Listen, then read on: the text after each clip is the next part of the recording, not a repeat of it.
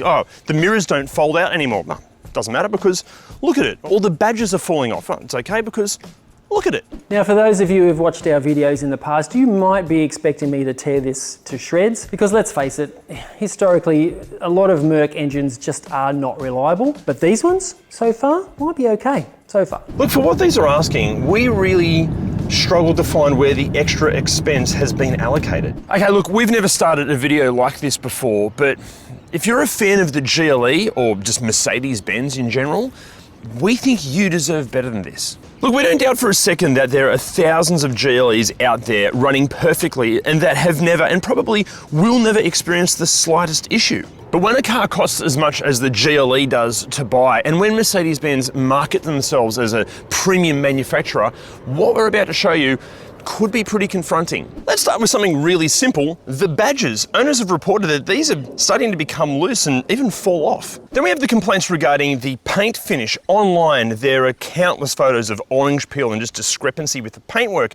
Even on some of the post-update models, the paint can be so bad, some owners are forcing their dealership to paint correct the entire vehicle. Now, we normally say that if the panel gaps are inconsistent all over the car, that's a really good sign that the car has had an accident and has been repaired poorly. But for many owners, inconsistent panel gaps just seems to be a GLE thing. Also, the fit and finish of the panoramic sunroof, especially on the coupe variants, it can be super inconsistent. And then we come to the electrical issues, which honestly, these can be very concerning. For example, the front-facing camera. If you're driving into the sun, this can play havoc with some of your driver assistance aids and safety technology. Now, the fix for this can sometimes just be fitting a new camera and giving it a software update, and that's fine if the car's under warranty. If it's not, that's going to be bloody expensive. And next, plenty of owners have complained that the rear view camera just pops down every single time you come to a stop. Now, there is a sort of easy fix to this, but it's a convoluted process of driving in a straight line and selecting your cruise control. Just check the owners groups and forums, there's great advice there. Next up, a number of owners have complained that they've had problems with the fuel filler door not opening.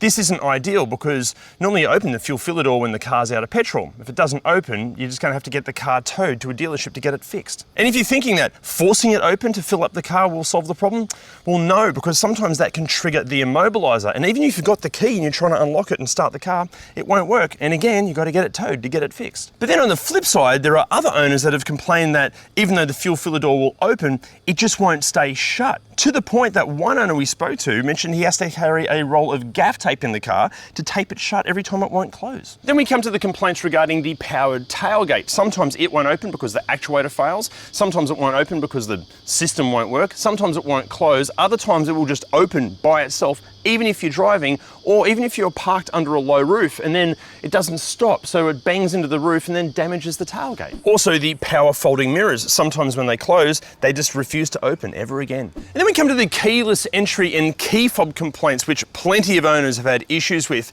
Sometimes the car will just unlock itself randomly. Sometimes the keyless entry won't work at all. The key fob won't work, and even the backup key fob won't work. Now, some owners have had to resort to using the Mercedes-Benz app to unlock the car, but even then, this can come with its own set of issues. Now, owners have reported that some of their dealerships' solutions to these locking and key fob issues range from just bizarre to completely dismissive. Multiple owners were told to just shake the key fob to wake it up.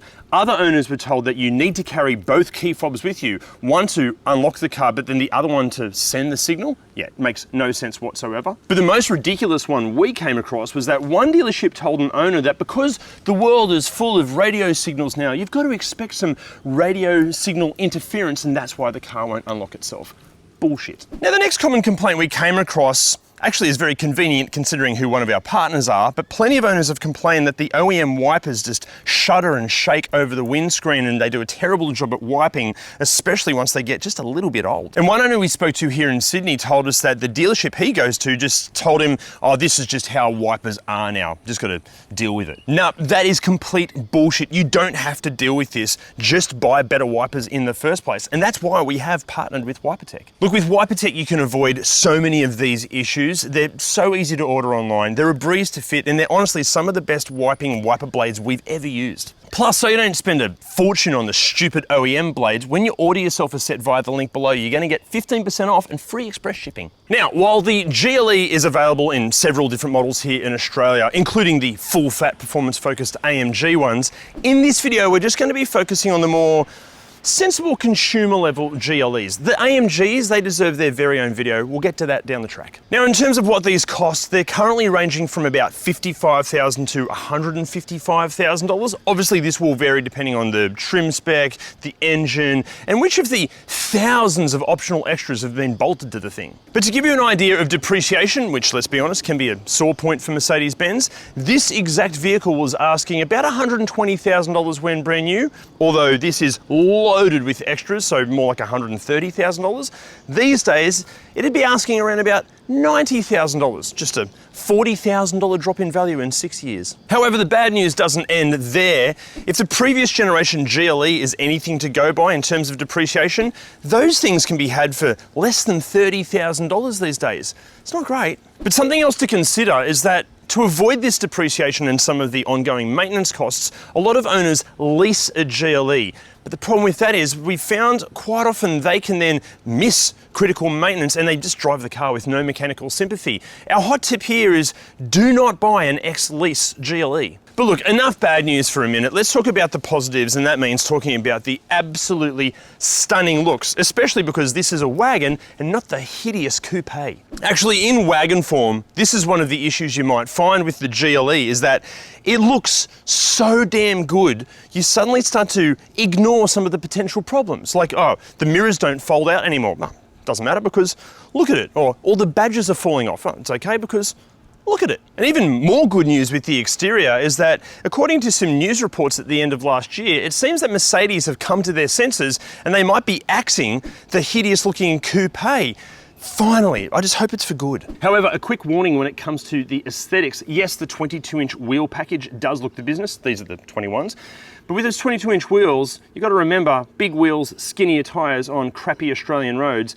Plenty of owners have reported cracked rims and tyre issues. And remember, these things weigh more than 2 tons. So if you're somebody that enjoys an enthusiastic drive, be prepared to be spending more money on replacement tyres and brakes more often than you think. And also, we are talking Mercedes-Benz OEM parts here for the brakes, so they're going to be expensive. And speaking of expensive, plenty of owners highly recommend avoiding your Mercedes-Benz dealership for any non-warranty work. Going to an independent mechanic can save you a small fortune, as can using aftermarket parts. Plus, plenty of owners mentioned to us that using aftermarket parts not only can save you money, the parts can perform just as well as the OEM stuff and can even last longer.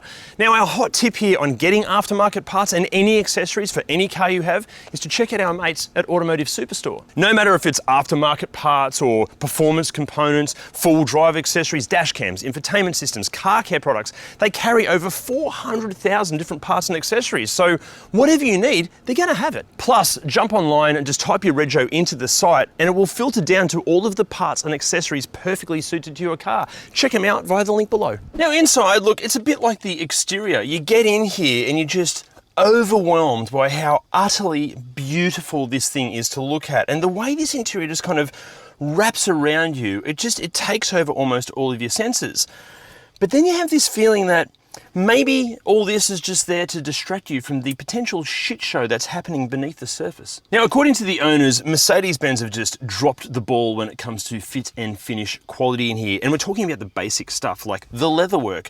There are so many photos online and just complaints of the leather around the climate control cluster here being all messed up, the leather on the seats getting very loose, the stitching on the steering wheel kind of not being in a straight line, actually any of the straight line leatherwork not being that straight. And frustratingly for so many owners, when they've taken the car back to the dealership to complain about it, the dealership have just said, oh, sorry, but this is within Mercedes quality parameters, so they're not going to fix it. Also, according to many owners, some of the materials in here can be extremely fragile and they can crack and scuff unless they're meticulously maintained. Now, look, we have mentioned this before when we've covered more recent Mercedes-Benz models, but it does seem that as beautiful as this is to look at, it seems that all the structure holding everything in place behind the scenes is just made of the cheapest, rattliest, most brittle plastic Mercedes could possibly find. I mean, even in this car, listen to the door pull. that's not the sound of a quality product. Actually, we found entire threads on owners' forums trying to help people identify where the various rattles are coming from. And a lot of Mercedes-Benz owners are just at a point now of going, oh, well, yeah, a whole bunch of rattles in a Mercedes-Benz, well, that's just kind of standard. Also, and the same as the exterior, the range of electrical issues in here can be extensive. In fact, what we're about to take you through are just the more common ones. If we were to mention everything we uncovered in the research for this video, we would be here for days. First up, the head-up display can apparently just glitch out. The door locks can just randomly lock and unlock, but like at a rapid machine gun fire rate. Some of the more recent models are having issues with the air conditioning evaporator failing. Now, this is normally covered under warranty, but the problem with that is some owners have been waiting several months for the parts to come in. It's not like Australia gets hot in summer or anything. And then we come to the infotainment complaints, such as Apple CarPlay can have connection issues. Android Auto, it can just randomly disconnect, but it can take an eternity for it to reconnect. Some owners even reported that while the car is parked in their garage and off and locked, the stereo just turns on and just starts blaring at its highest volume. Then other owners mentioned that while they're driving, the infotainment system can just completely freeze, or it totally crashes, or it has to be restarted, or it needs a software update, or worse still, requires a hardware update. And yet, when the software update or even the hardware update is given to the car, the problems just resurface again weeks later. And then we come to the complaints around usability, such as the voice command is utterly rubbish, don't bother using it. Same with the sat-nav, it is not to be trusted. And then on the updated models, Mercedes have swapped out these physical buttons for like a touch-sensitive pad. They are fantastic for accidentally bumping when you're driving or saving costs, but bloody terrible for actual usability. Also, there are other cost-cutting measures, like below the hip line on the doors here, this is just all hard, scratchy plastic, unlike a BMW X5. Although, in saying that, this is quite good for resilience, just not very good for giving you a feeling of premium quality. And then the wood finish across the dash here, yeah, that's not real wood, it's plastic. And then some owners have complained that this sort of air conditioning control panel here can just feel a little bit too loose, and even just using it just feels a bit cheap and nasty. Actually, you know what? All of the switchgear, even in this car, it feels fine, but it doesn't feel any more premium than what you'd find in a Kia or a Hyundai. Actually, especially the paddles, they just feel cheap. But look, enough of the negatives for a little bit. Let's focus on the positives, and typical for Mercedes, the ergonomics are absolutely spot on. These seats are so comfortable, yet also supportive. There's so much adjustability in here, and the overall vibe and essence, when you don't touch anything, weirdly it feels premium and completely cheap at the same time. Also, I totally agree with the owners. When the infotainment system is working at its best, it is fantastic, totally intuitive. There's so much you can do with it. It's also really good to use when you're driving. It's easily one of the best you can find. I don't think it's quite as good as BMW's iDrive, but it's bloody close. Also, thank you Mercedes for not putting high gloss black plastic through all these high traffic areas. That shit just scratches instantly and it looks filthy in no time.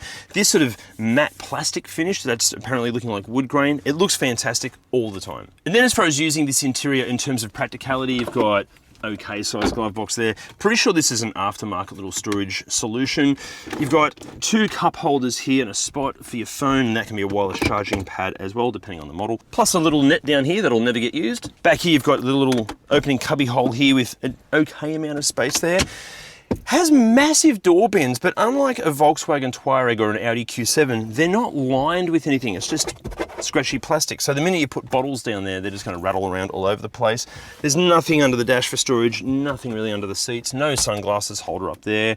So for a family car, it's okay for practicality up front. But here's a hot tip. Try to find an example where the original owner went absolutely crazy with the options list, because that way you can find yourself playing with things like the incredible Burmester 3D surround sound system, temperature controlled cup holders, even scented air conditioning. The list, it just goes on and on and on. However, just be aware that if the original owner didn't tick a bunch of option boxes, you're probably going to find more standard kit in a Mazda or a Toyota or a Kia or a Hyundai compared to one of these. And look, we're not suggesting for a moment that a standard GLE is lacking in features. These things come with more bells and whistles than you will ever need. And being a modern Mercedes, they're about as safe as a vehicle can get. But just don't be fooled into thinking that buying a premium brand is going to give you more features. Now, if you need more details on the GLE, like all of the common issues listed out so they're easy to refer to, go to ReDriven.com and check out the free GLE cheat sheet. If you're buying one of these, it is an absolute must read. Now in the back seat, I'm exactly 28 centimeters taller than celebrity GLE owner Scarlett Johansson. This is in my driving position, and cop the amount of space back here. So much footroom, so much legroom.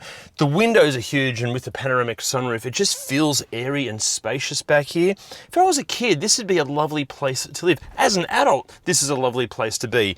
Although the seats, they're pretty bloody firm. Like, there's a little bit of support there. I'm sure they'd soften up over time, but that's about the only negative in terms of accommodation back here. It even looks beautiful. But unfortunately, there are some complaints regarding quality issues in the second row.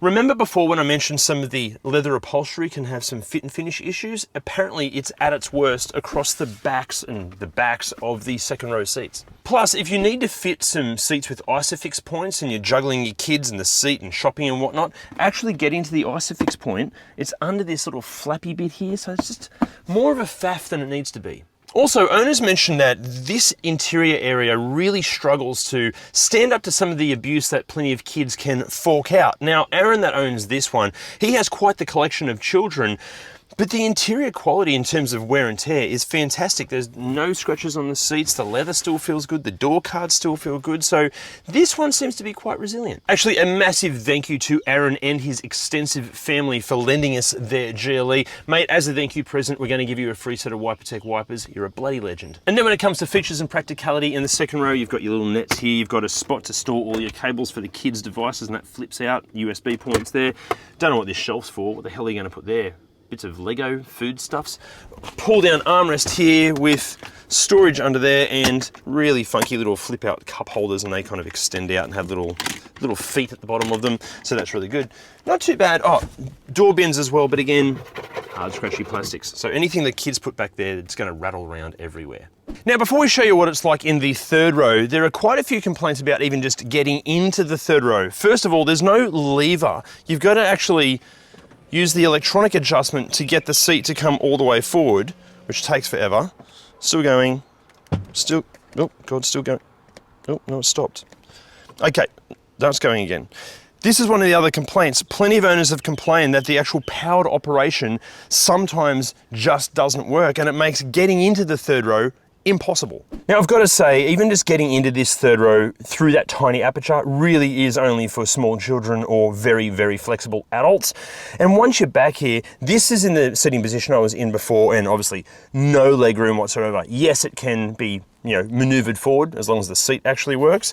But again, this is not a spot for adults. You do get charging points. You get a couple of cup holders here and some nets and a speaker, and that's about it back here. But I've got to ask, why not just make these seats a normal fold and tumble like pretty much every other SUV? Why do Mercedes-Benz have to make it more complex and more prone to having issues and dramas? Just stop making things complex. Also, if you're shopping in this segment, just know that an Audi Q7 has way more space in the third row. And then in terms of practicality in the boot, with the third row in place, understandably, hardly any room back here. And look, obviously you can also fold the seats flat by using these buttons just here, but then you've still got to go around and slide the seats forward, and the whole thing is operated by the little motors, so it all takes forever. Why couldn't Mercedes just use, I don't know, levers and springs like everybody else and make this easy to live with? Now, before we get into what the GLE is actually like to drive, we need to talk about the potential issue of just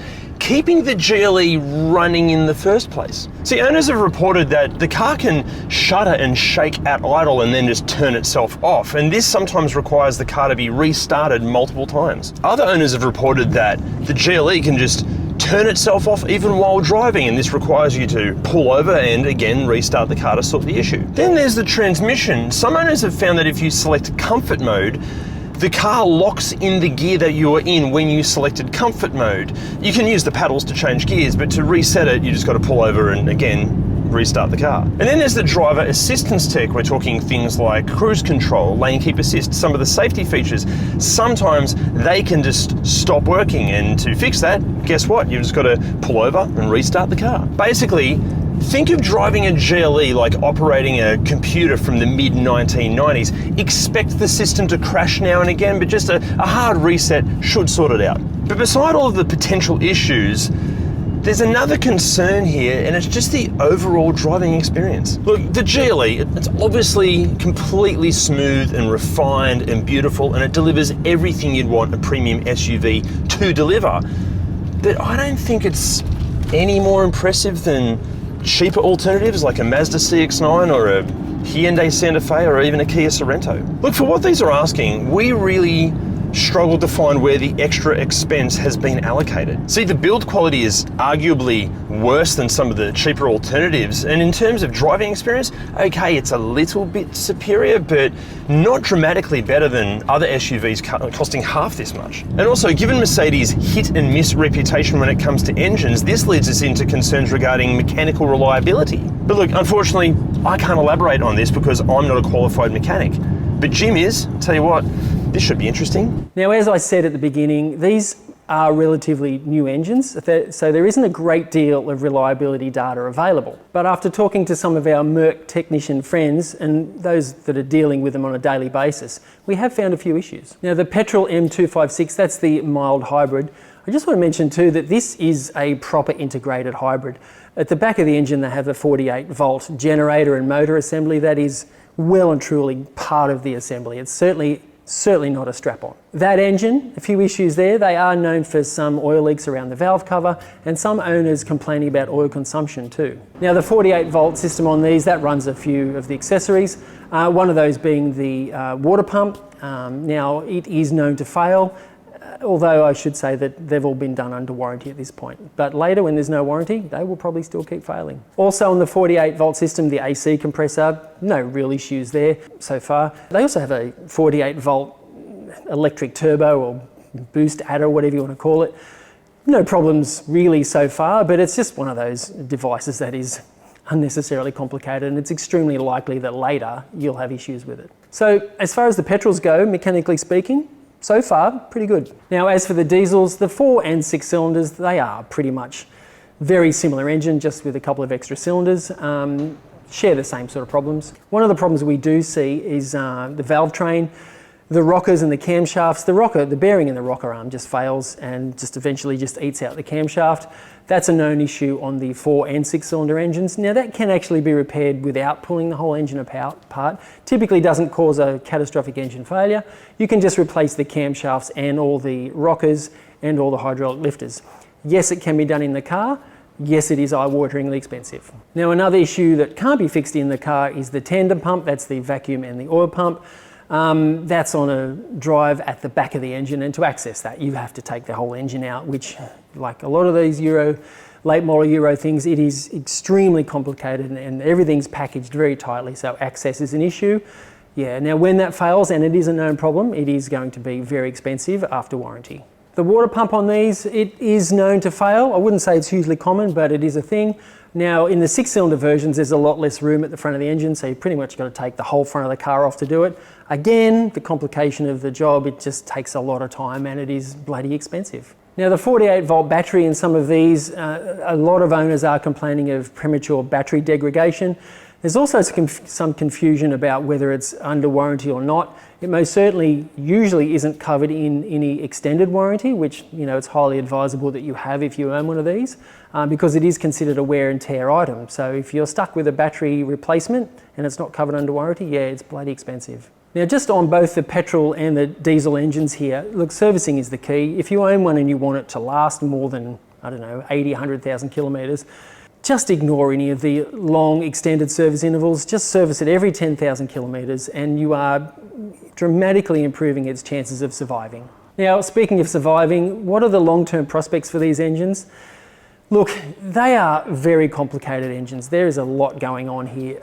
It's going to be one of those engines that as they age, the cost of repair is probably going to be, in some cases, worth more than the car is. I would wager that in 10 years' time, these things will be very cheap. and in 20 years' time, probably non-existent. Okay, so look, if you should buy one of these or not really comes down to what you find acceptable from a vehicle like this. But I tell you what, if there was ever an example that a premium badge doesn't necessarily equate to a premium product, it has to be the GLE. And obviously one of these in perfect working order, which thousands and thousands of them are, just like this very example, they are really good SUVs. We just don't think they're superior to plenty of other SUVs asking far less. But if for some reason the intangible appeal of owning a Mercedes brings genuine value to your life, and you can easily afford the depreciation and maintenance costs, yeah, okay, sure, yeah, why not? Buy one. But we have a request for you. If you're a Mercedes-Benz or a GLE fan, can you please explain something to us? Because we found some comments in forums and owners groups that we just don't understand. For example, here's a comment from one owner. I know a Lexus or a Mazda are clearly superior cars in every way, especially in terms of build quality, reliability, after-sales service, driving experience, that sense of refinement and luxury, yet I'll still buy a Merc because, you know, it's a Mercedes. Or another one we read, obviously Mercedes' best or nothing slogan doesn't really apply anymore, but I'll continue to buy them even though I know Mercedes' quality isn't the best. What? I mean, why would you buy a car that even some owners admit is inferior to the competition, often asking way less money? I mean, you're smarter than to fall for all the image bullshit and marketing hype, surely. And it will filter down to all the parts. Look, don't get us wrong. Now, according to the owners, Mercedes-Benz have basically just dropped the ball when it comes to fit and